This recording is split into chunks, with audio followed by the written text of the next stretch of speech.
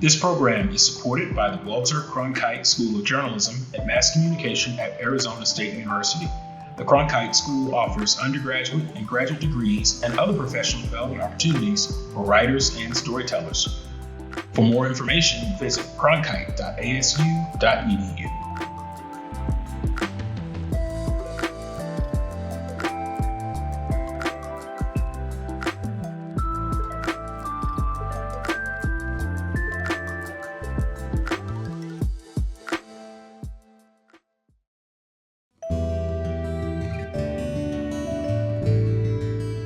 Welcome to WriteLane, or welcome back for those of you who followed our podcast through 174 episodes.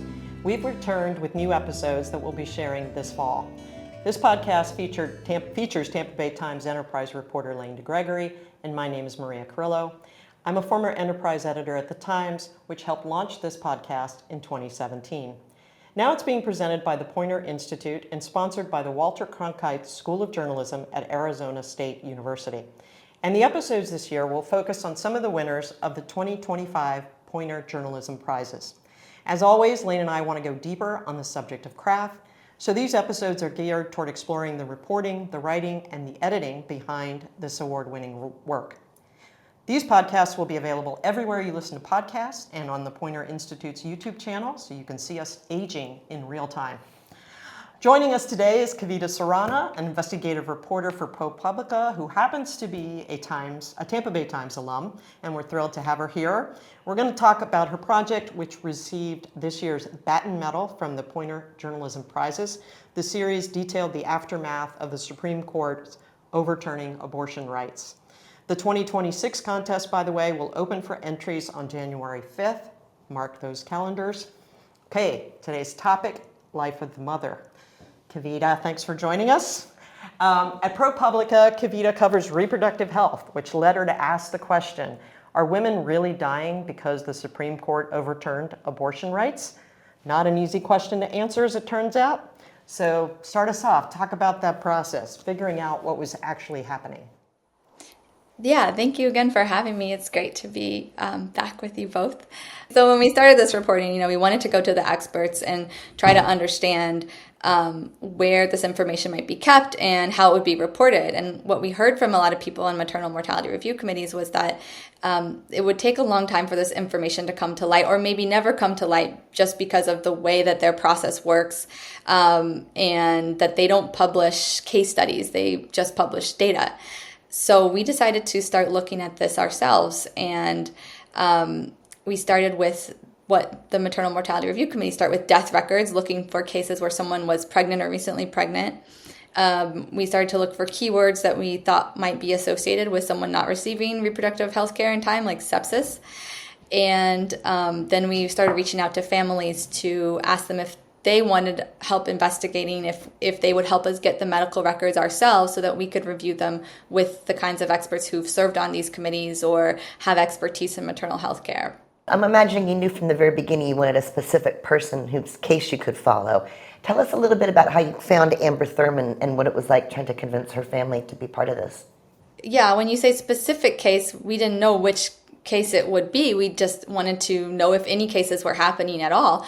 But a big barrier was trying to get the death records. I was used to Florida, working with you all, where you can get things released pretty quickly and get a good amount of information, but not every state is like that. And we kind of stepped back to say, let's do a review of all the records laws in every state and what we should do. And I was spending a lot of time in the background while I was doing other reporting of trying to assess how we might get all this data. And then at a certain point, some states you have to go county by county. Some states in Texas, you could only get autopsies.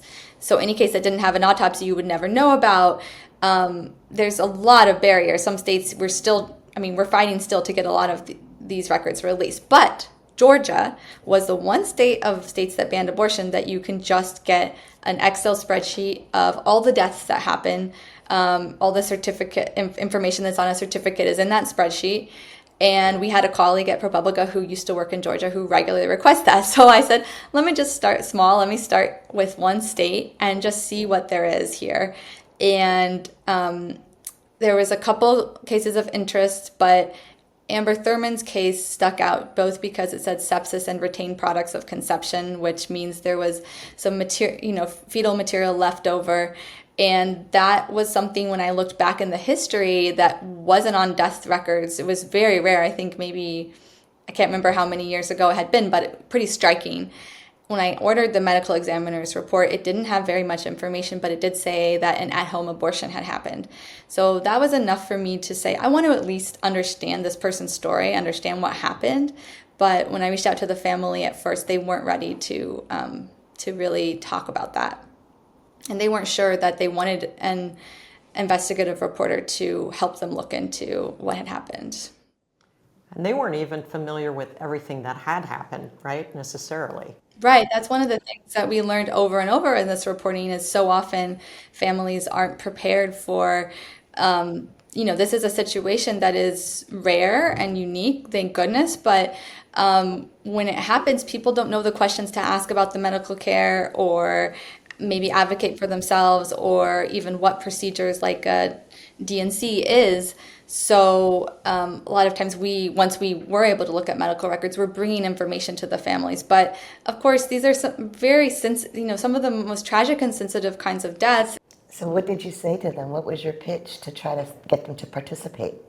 I think the message I tried to tell Amber's family over and over was that, I knew that these policies were changing healthcare for women. I knew I couldn't bring back their daughter or their sister with this kind of reporting, but I thought maybe it was I didn't know what the medical records would show, but I thought there's a chance there may be something in here that could help other women, and there's a chance that you could be a part of that. And I just kept coming back to them with that message, even when they were really telling me that they didn't want to open this right now.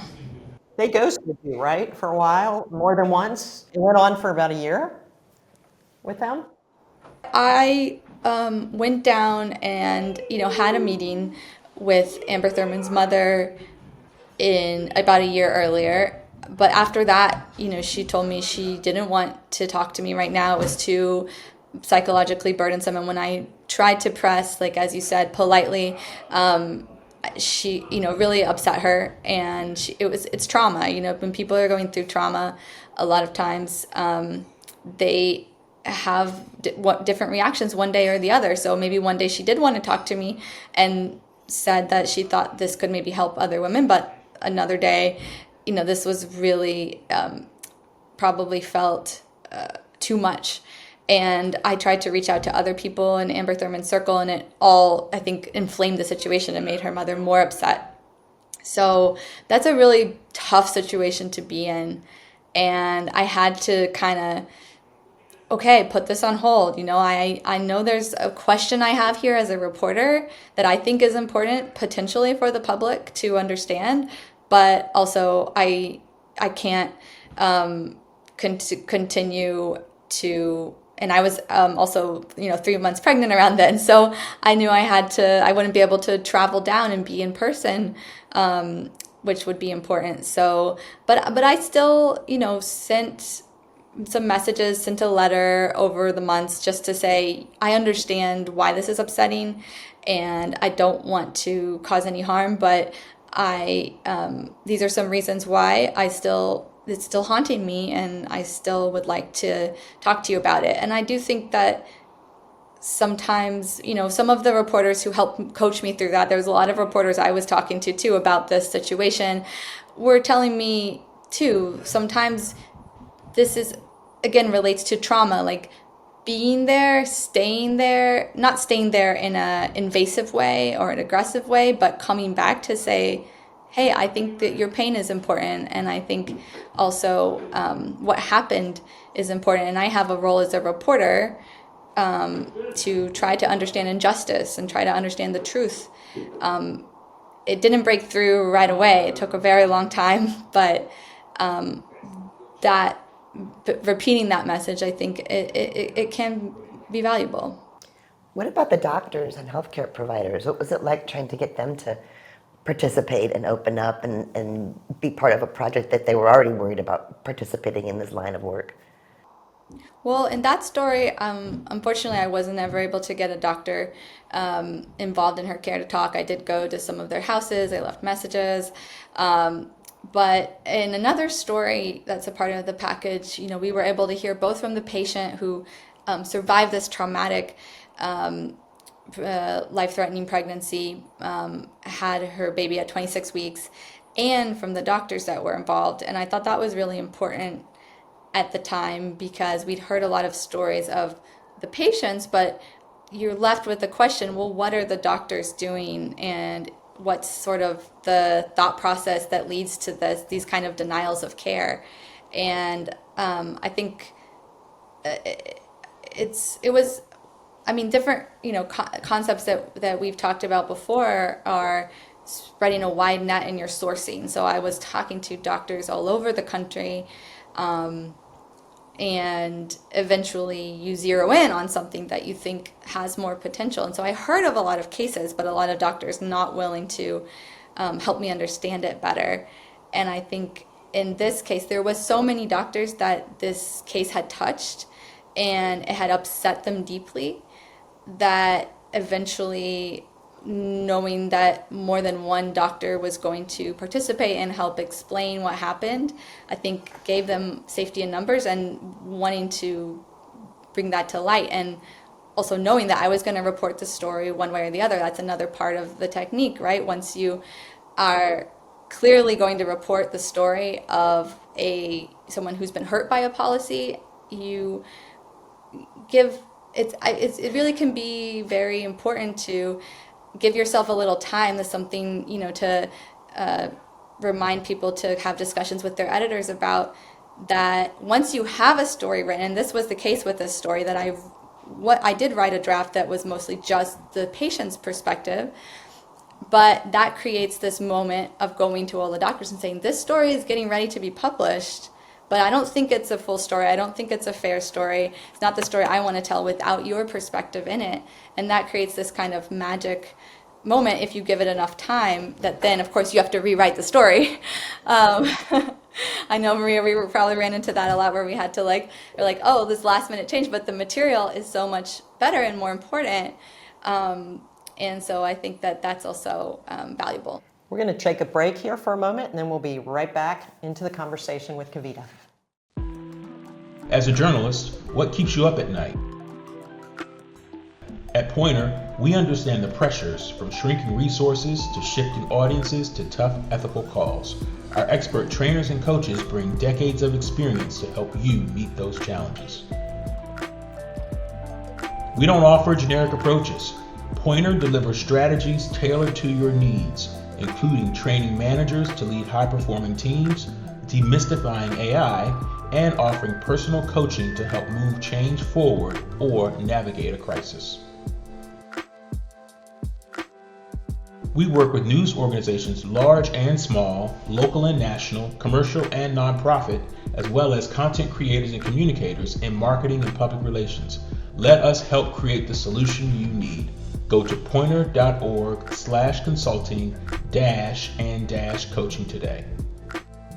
And now we're back. At some point, others at ProPublica got involved in this project, right? So can you tell us a little bit about how that evolved and how you split up the responsibilities, because you ended up drawing in a lot of help? Right. Well, because I had first reported Amber Thurman's case in Georgia, and I did that with I did the reporting by bringing my 5-month-old and my husband down reporting. There was a lot more interest to continue that concept of looking at death records. But I didn't think I would be able to travel that much more in the year for the amount of work. I mean, remember, it had taken me a year to really kind of uncover and have the sensitivities of this case. And I guess we didn't talk about, the Maternal Mortality Review Committee. We had that document in that case, so it really gave it a kind of full picture that this panel of experts I think more than around 24 experts had looked at the case and said this was preventable, and a delay in care of providing a DNC was a significant reason for that. That was Amber Thurman. That was in Amber Thurman's case. Yeah. Okay. For Amber Thurman's case.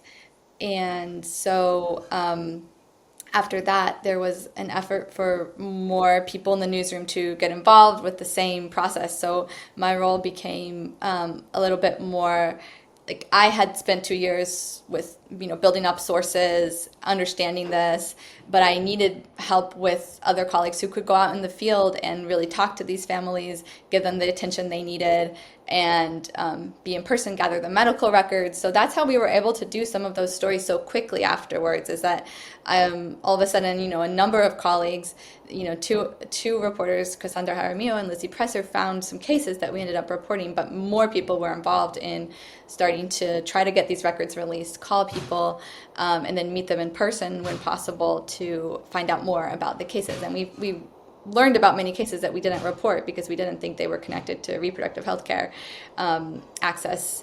But that was an amazing partnership. You were going through pregnancy and the birth of your first child, your beautiful daughter. What was that like for you, trying to juggle this intense project and reporting at the same time you were about to be a mom, becoming a mom, taking your newborn all the way to Georgia? Like, I know the expectations versus the realities must have been a little bit of a disconnect.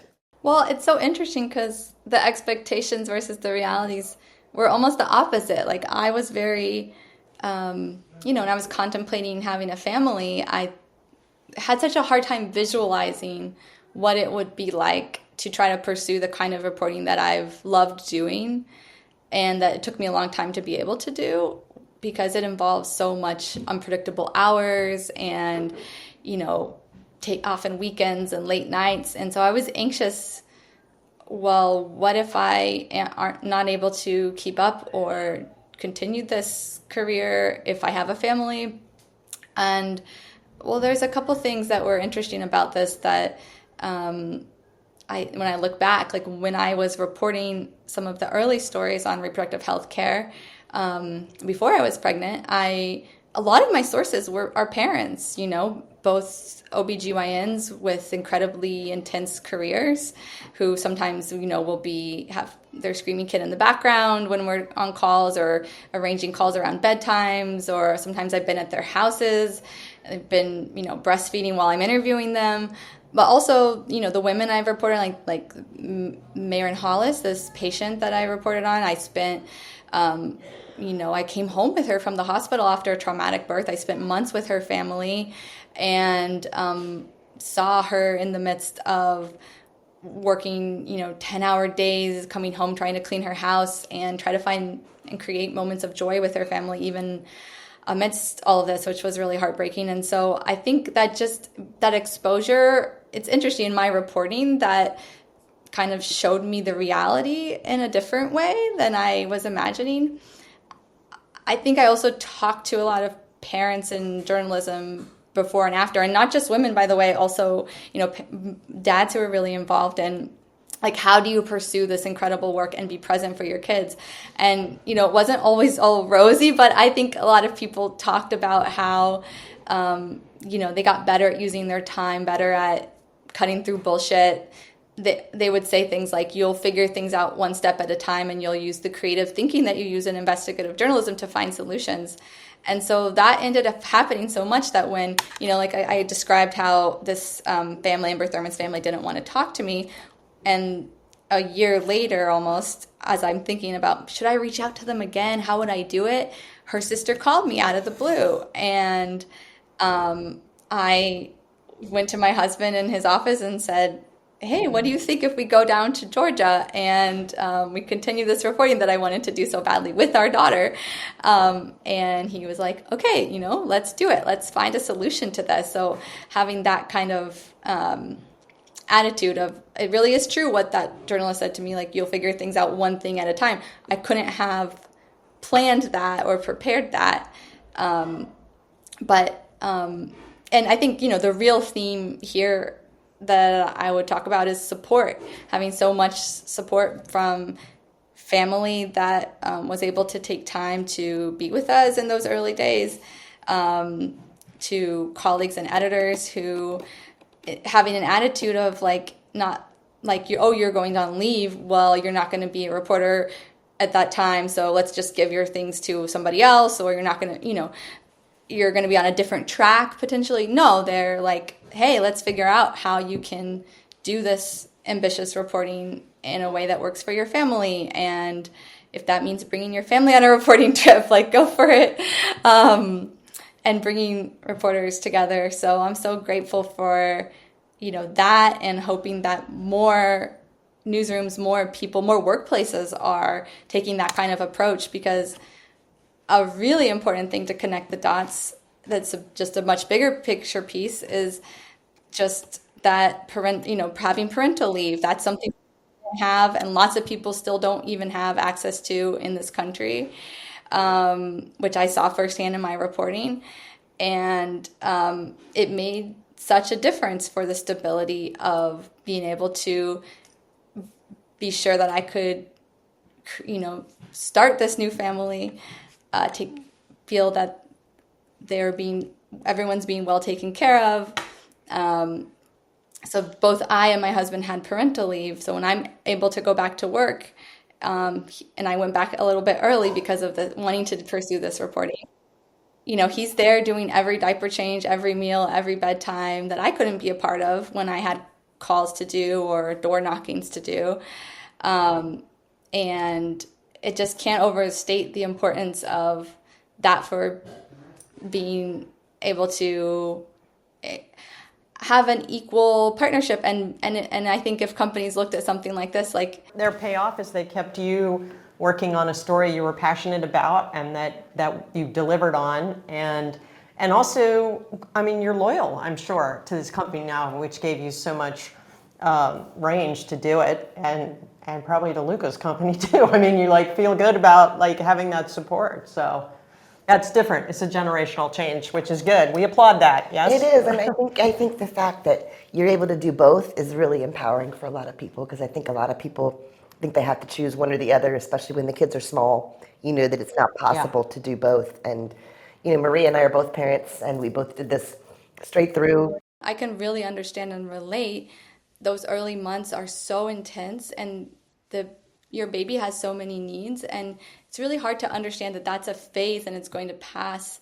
And I can totally understand, if I didn't have this situation where I had enough time to heal, enough time for my baby to have a sleep rhythm, and then a husband to be there full time. When Amber Thurman's sister called me, would I have said, okay, let me get on a plane and go there? I couldn't even understand why people would consider maybe I want to be home for this, because it's so all encompassing being a parent in those early months, especially. And it's hard to have the bigger perspective. But something that some journalists told me was that they felt having both in their life made their life so much richer, and they would never want to only have one. And so I think for people considering this or thinking about it, everyone's situation is different. There's a lot of things that are not perfect in how our society's set up. But thinking deeply about how can you make it work for you? What are the things that you do need? I definitely advocated strongly for my parents to come and spend more time than they were probably planning to, because I thought that would be important for those early months. And, I think hopefully more workplaces are seeing that that's a benefit for if we really want to close the pay gap and really have gender equality in the workplace. This is really important. So we're going to try to get a couple more questions in. I want to move you to the way that you guys delivered these stories, because I was so proud of seeing how you wrote them with authority and how spare they were, and how you avoided melodrama. And so I know there was some conversation with your editors, of course, about how to present these stories. It would have been so easy to fall into, I don't know, tragedy porn, Emotional voyeurism. Yeah, something. So talk a little bit about that, and balancing the need to be here's this issue and we got the personal, but we're not going to make it so that you can't see what actually went on here. I think that's a good point. The more and more that we do this, the more I've leaned into really, instead of coming, we talk so much about narrative journalism because when it's done well, we love it and it has such a strong effect. But going into a story thinking that it needs to be told a certain way because you love narrative journalism isn't as helpful as thinking about, once you have the facts, you have the information, what is the information that's going to, what is the way of presenting it that's going to help people understand it, what happened most clearly, that could be most powerful. And so more and more, I think it comes back to having as much airtight reporting as you can, and then keeping the story spare, because people, unfortunately, their attention spans are shorter and shorter. It's not that the stories don't have narrative elements, these stories do, but they're very closely tied to chronologies, what happened in a hospital room, and trying to let people sit with the facts more than try to write so much that they either get lost in it or don't understand what the story is about. I think, you always were banging that drum and have taught that too, of being less is more, as much as possible. Yeah, let the story tell itself in a way. Yeah, get out of the way. What do you think? I know you guys are still working towards some of these stories at ProPublica. What do you think other journalists at other news outlets should be looking into in terms of reproductive rights care and changes that are happening in the laws? Yeah, we're still trying to uncover, get death records released and talk to families. It's been a slow going in some states. But other things that people should be asking, I think, is about what hospital policies are. We've done some stories looking now more data in Texas, and we've seen a correlation between, different outcomes for patients who are miscarrying. That seems correlated to if their hospital is following the standard of care, or if they've changed their policy or in some way just not supported the standard of care as a result of these laws. So I think a lot of hospitals aren't even answering the question, but that's still a way to put that to the public. These hospitals won't even answer what kind of care they're providing. Also trying to find out from lawmakers and officials like the Attorney General of a state, how do they think that this law should be interpreted? If there's particular cases that have happened in that state, you can try to ask them about, I've done this many times. I've sent them specific scenarios based on my reporting and said, well, if your law is so clear, how should the law be applied in these particular cases? Can you help me understand it? And I think we have to keep asking those kind of questions. In states that have banned abortion, a lot of them aren't even answering, and I think that the public should know that, because other hospitals in some states that haven't banned abortion, we've reached out with the same questions, and some of them have come back with very clear answers that patients would want to know about. Kavitha, thanks again for joining us. Thank you all for listening, and thanks again to the Walter Cronkite School of Journalism and to Poynter. Don't forget, you can find old episodes on poynter.org/WriteLane and wherever you get your podcasts. And please join our Facebook group if you'd like to be notified when new episodes appear. This podcast was produced by Dalia Colon. Technical support was provided by Sam Posnack from Poynter. Music was composed and performed by Dan DeGregory.